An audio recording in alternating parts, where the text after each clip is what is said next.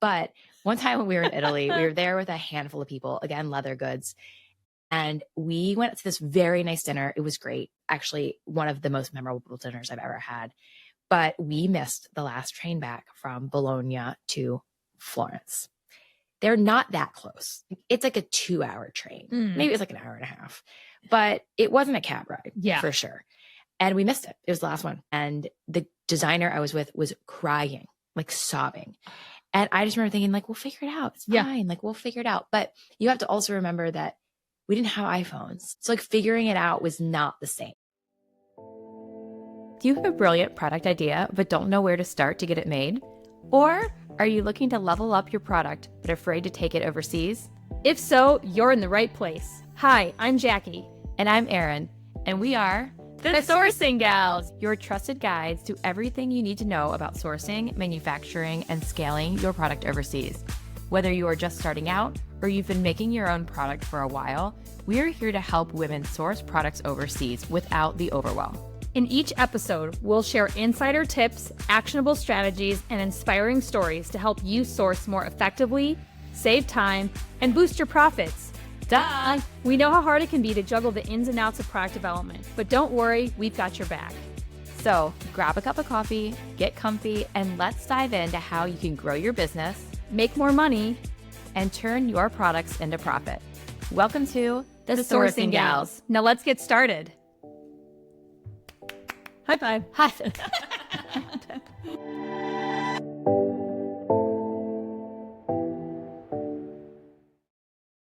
Welcome to another episode of the Sourcing Gals. I am so excited for today's episode. It's going to be so much fun. We're going to be talking about real stories of sourcing, #fails, mishaps, travel drama, and wild confessions. Yeah. And I have to make a disclaimer here. Erin has traveled internationally way more than myself. So I'm going to default to her on a lot of these. I have some things to add. Of course. But you have a lot. Erin's going to have way more of the juicy deets. So I'm excited to hear from her about some of her, all the things, all the things. Yes. I think that the fashion industry as a whole can really get this, label as being like glamorous and jet setting and mood boards and fashion. And when you're traveling for manufacturing, that some of that is true. Yeah. You know, I have been wined and dined. I have flown some amazing first class airlines. And I'll talk about some of that, but some of it is downright hilarious, awkward, and borderline illegal. Yeah. Okay. Let's get into that. You have me on the edge of my seat here. So let's first talk about. We'll start PG. Yeah. Let's start it really simple. Like, what are some of the craziest first samples you've gotten in that have been like, that's interesting? I have a few come to mind. At one of my recent companies I was at, we only had one sample round. We never went more than one sample round. So if it didn't cut it on the first round, it didn't make it. It just was dropped. But we would have issues where someone would measure or do the specs in centimeters instead of millimeters, cm and someone would come in enormous. We had I have a lot of instances actually where people have mistyped just one number off on like a Pantone number. Uh-huh. So where the tech pack showed this like beautiful pink, it would come in and it would be like burnt orange. And we're like, what is going on? And it was just like a one-off on so typos have resulted in some really wild first samples. And I think when they've come in, we haven't realized they've been typos. We just thought the factory was like on another planet. And so it makes for some laughs, but unfortunately it's a sample round that isn't viable when you're only on one round. Oh yeah. I remember in the apparel side, especially, they will use whatever fabric they have on hand, and we would get some wacky colors. And I remember one time we actually asked, like, this is going to be customer facing. Like, can you please try to find colors that coordinate? Oh no, we got like neons with olive green and not in like the fashionable way. I mean, it was just, it came in, it was like, this is going to no customer. And some of these are used for like focus groups for fit. Yeah. And even if it's not for color, if someone tries on it to Oh. fit for something that's ugly, automatically hate it. Yep. Definitely. You can't get over that. Definitely. We did like similar, a mistype on a sleeve, and it was just for a hoodie, but this hoodie comes in and it's a men's hoodie. So it's like, you know, somewhat oversized, and the sleeve was like skin tight. like scuba man tight. And I remember our fit model putting on, he's like, well, this is different. I'm like, yeah, that's wrong. That's just 100% wrong. So yeah, wrong. it turned out we just had, again, a mistype on the arm dimensions. Yeah. The sleeve dimensions. And the other one that pops to mind is when I was in winter wear for a while, we had a scarf that came in super long. And the designer actually made it that way. Like they legitimately in their minds thought like, this is a good length for a scarf. But this thing would wrap around the neck twice and still trailed on the ground. That feels like runway. They were trying to be fashion. Yes. And I remember being like, this isn't going to work. Yeah, this is not a commercially viable product for.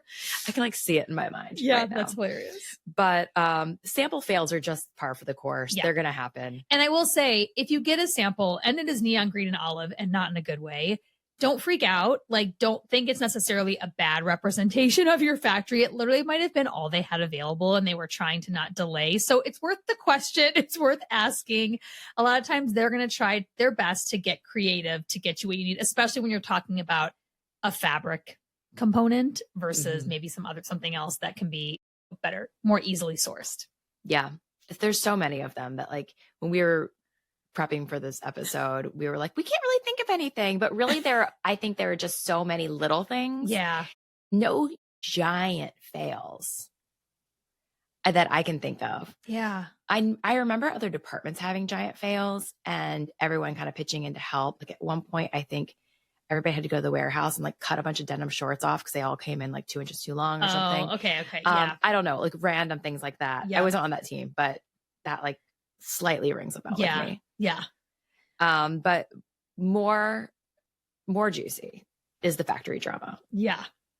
I want to hear. I'm here for you to spill your tea, my friend. Well, I think that starting out when you visit with these factories and factory owners, whether they're coming to you, because you've probably had a lot of those, or you are going to them, there's always a little bit of a culture gap. And so on one hand, you want to be respectful and you're learning something new, you're in a new environment. But on the other hand, it's like when you're traveling for 3 weeks or so, you also want to eat. Like sometimes you just want to eat something that's like you're familiar with and you're tired and you've been working all day and you want to go to sleep.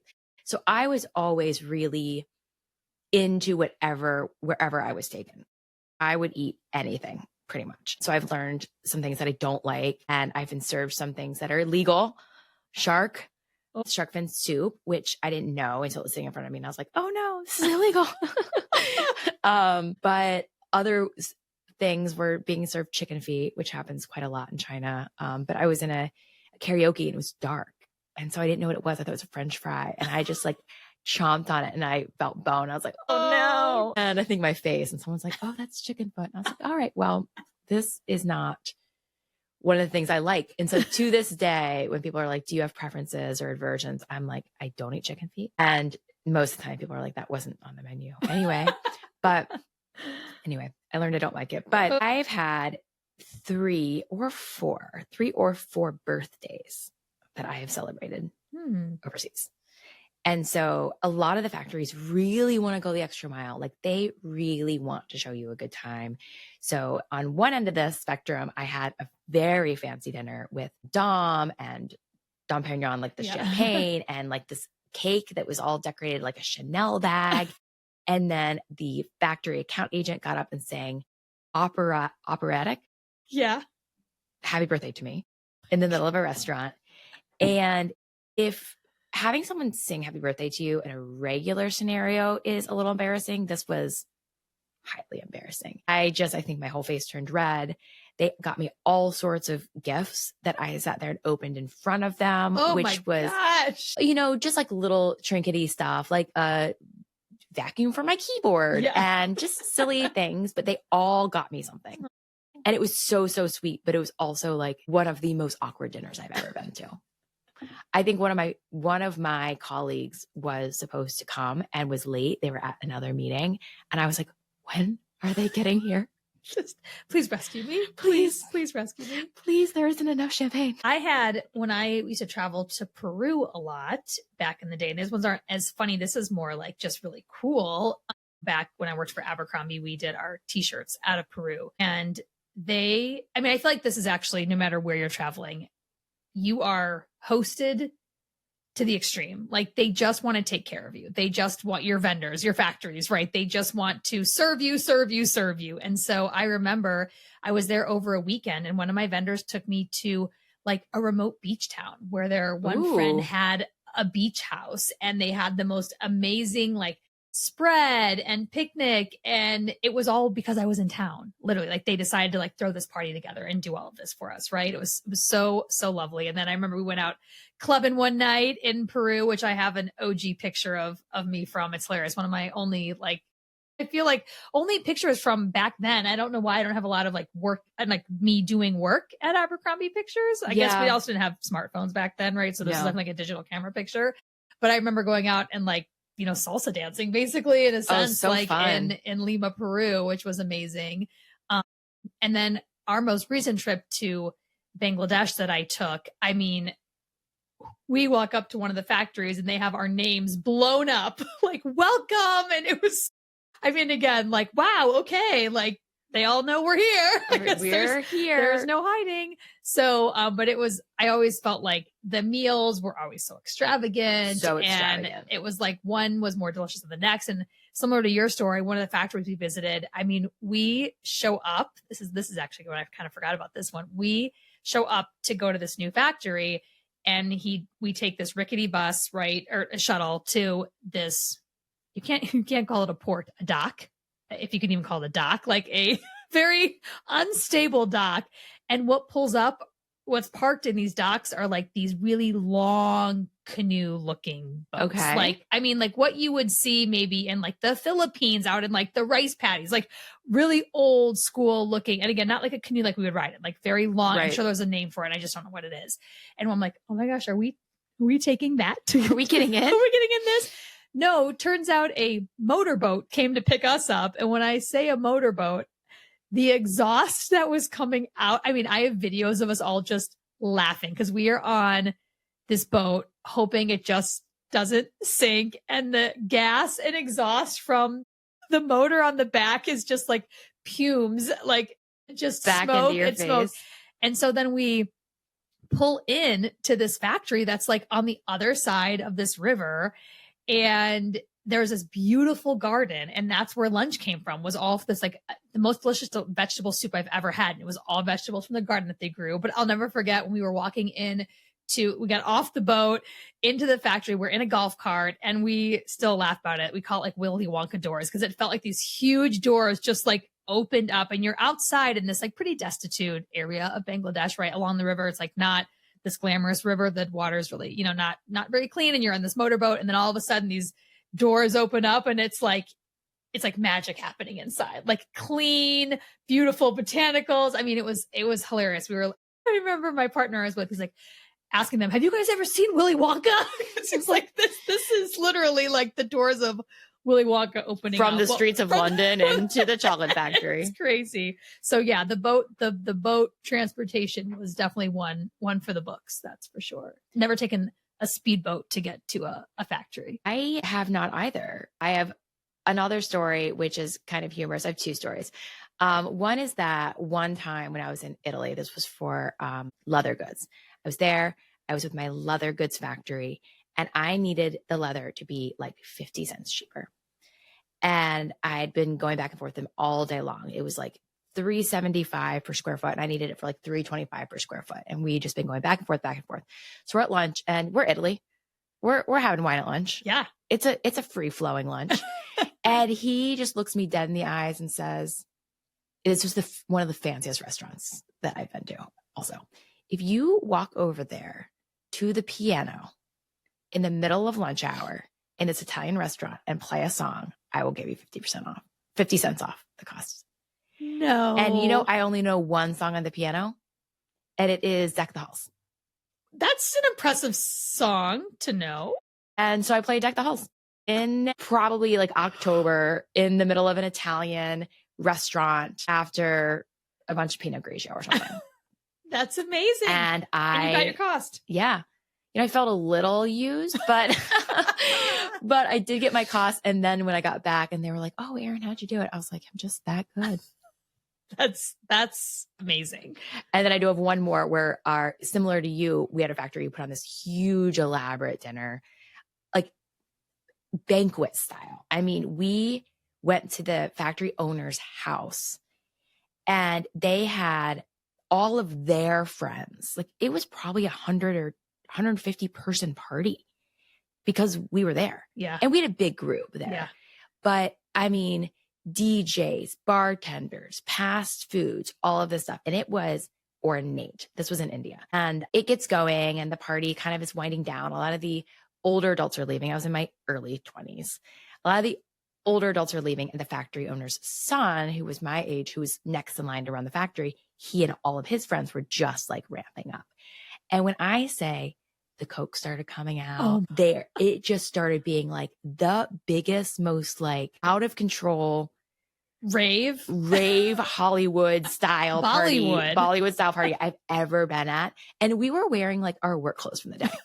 And so all of this factory owner's sons, his friends start coming in and they're dressed to the nines. So much makeup, glitzy dresses, sequins, just like chiffon saris, just gorgeous. And we're like in a poplin Abercrombie, like ruffled jumper or something. And I'm like, I'm so embarrassed right now.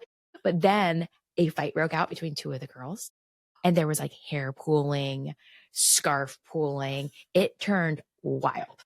And so I have a photo from that night, actually. And every time I look at it, I just think about how random and wild.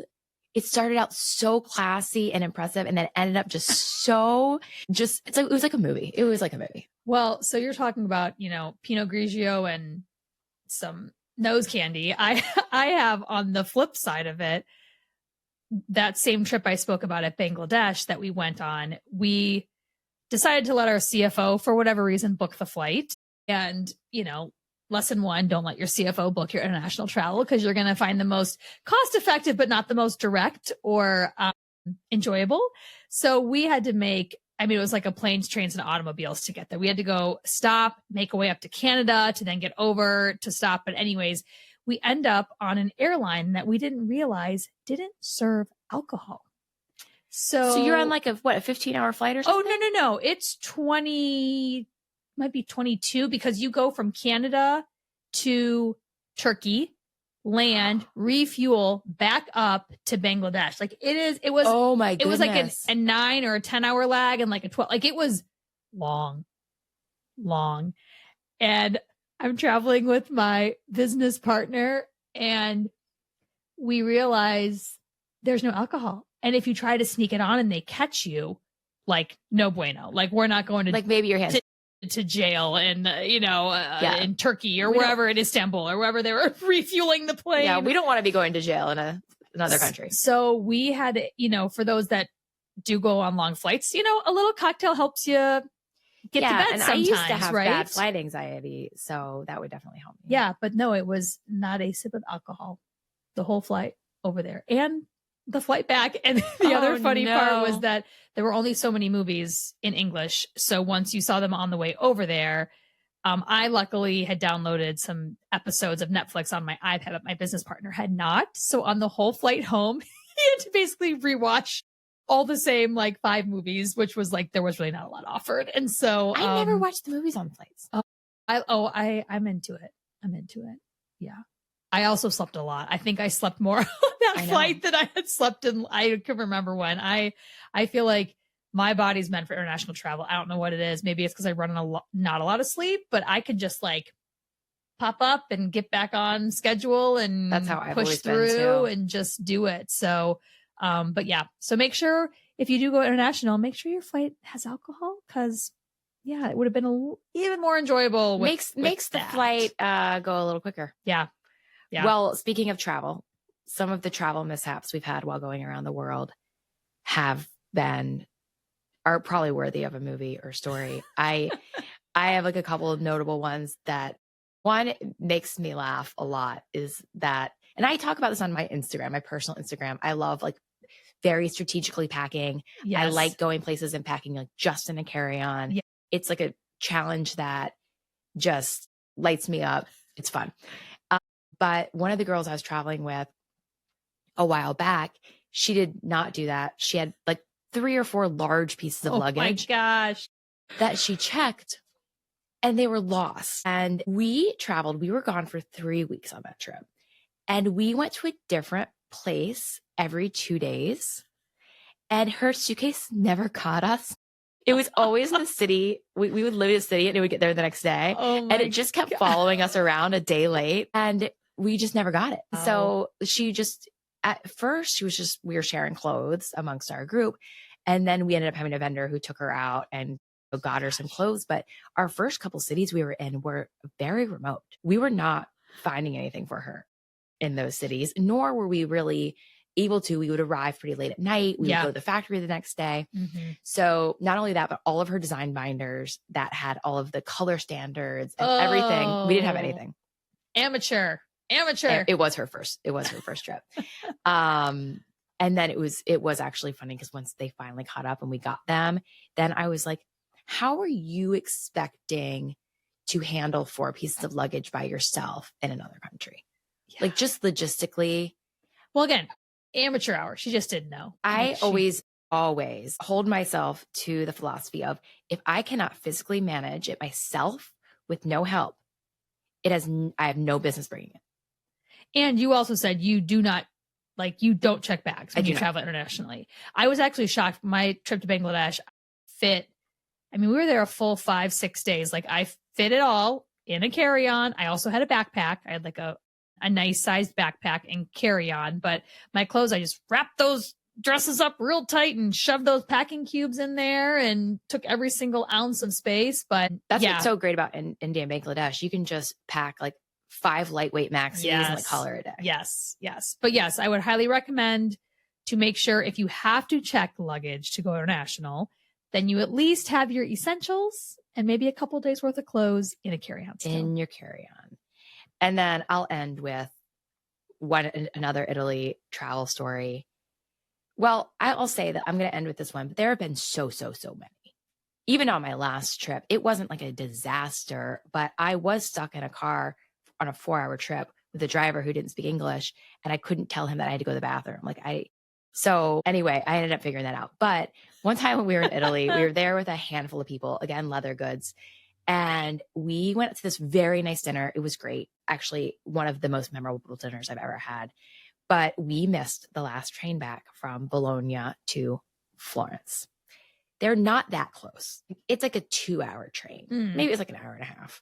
But it wasn't a cab ride, for sure. And we missed it. It was the last one. And the designer I was with was crying, like sobbing. And I just remember thinking, like, we'll figure it out. It's fine. Like, we'll figure it out. But you have to also remember that we didn't have iPhones. So like figuring it out was not the same. Yeah. So we ended up and we went to the ticket counter booth, which they were closing, but we still had someone there. We were able to communicate that we missed the train. They gave us a business card. We called. It was like a black card. We had to charge it, but like it was fine. Yeah. We made it. But it was more like the memorable part for me is there's always a solution. Like there's no reason to. Yeah. Unless we're in Broke Down Palace and we're in a prison, like we don't need to be crying. God, that movie. Whew. But yes.